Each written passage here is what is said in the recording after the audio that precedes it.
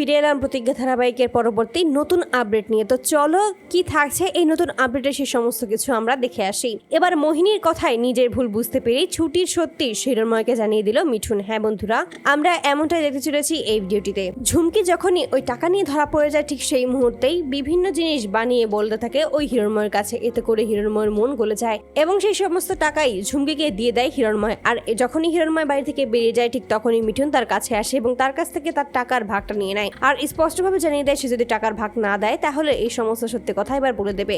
বাধ্য হয় ঝুমকি ওই সমস্ত টাকার থেকে অর্ধেকটা ওই মিঠুনকে দিয়ে দিতে। আর ঠিক সেই মুহূর্তেই মিঠুন নিজের ঘরে এসে ওই টাকাগুলো লুকোতে যাবে, ঠিক সেই মুহূর্তেই তার মা মোহিনী সেখানে এসে হাজির হয়। আর ঠিক তখনই মোহিনী বলছে, জানিস মিঠুন, আমার কেন যেন মনে হচ্ছে এই মেয়েটা আমাদের পরি হতেই পারে না, কারণ আমাদের পরি কখনো এমন ছিল না। ও সবসময় তোকে খুব ভালোবাসতো, তোকে সবসময় আগলে রাখতো, নিজের আপন ভাইয়ের মতোই খুবটা ভালোবাসতো। আর এই সমস্ত কথা শুনে তখন মনে পড়ে যায় ছুটি তাকে কিভাবে ভালোবাসার সহিত শাসন করেছিল।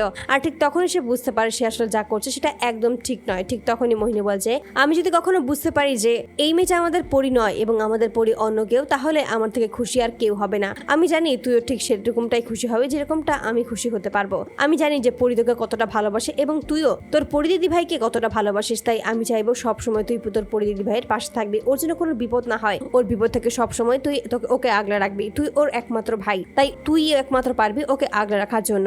আর এতে করে তখন নিজের মনটা নরম হয়ে যায় মিঠুনের। ঠিক তখনই সিদ্ধান্ত নেয় যে এবার সে সমস্ত সত্যি কথা হিরণময়কে জানিয়ে দেবে। তার এই সমস্ত সম্পত্তি, এই সমস্ত টাকা পয়সা কিছুই লাগবে না। সে যদি এমনিতেই পরির কাছে চায় তাহলে সে অবশ্যই দিয়ে দেবে, কিন্তু এই মেয়েটা যদি পরিস্থিতি থাকে তাহলে কোনোভাবেই সে তার টাকার অংশটা পাবে না। যদি আজকে এই সমস্ত কিছু তার সামনে না ঘটতো তাহলে হয়তো বা এই টাকাও সে পেত না, একা নিজেই এই সমস্ত টাকা হাতিয়ে নিত, কিন্তু এটা আর কোনোভাবেই সে করতে দেবে না। অবশেষে মায়ের এই সমস্ত কথা শুনে নিজের ভুলগুলো বুঝতে পারে মিঠুন এবং ঠিক সেই মুহূর্তেই দেখা যায় হিরণময় আবারও ফিরে এসেছে। ঠিক তখনই হিরণময়কে বলেছে যে ঠুমনি, তোমার সাথে আমার কিছু কথা আছে। ঠিক তখন বলছে, হ্যাঁ বলবি তো বল, কি বলতে চাস। ঠিক তখনই বলছে, আমাকে তুমি একটা ক্ষমা করে দিও, আমি যে কথাটা বলতে চাবো সেই কথাটা আমি অনেক আগে থেকেই জানি, কিন্তু এতদিন ধরে তোমাকে আমি বলতে পারিনি শুধুমাত্র সাহসের অভাবে। আজকে আমি বুঝতে পেরেছি আসলে আমি অন্যায় করেছি, আর এই সমস্ত কিছুর যে আসল মালিক তাকে এবার ফিরিয়ে আনা দরকার, আর তার জন্য সমস্ত সত্যি কথা আমি তোমাকে বলে দিচ্ছি।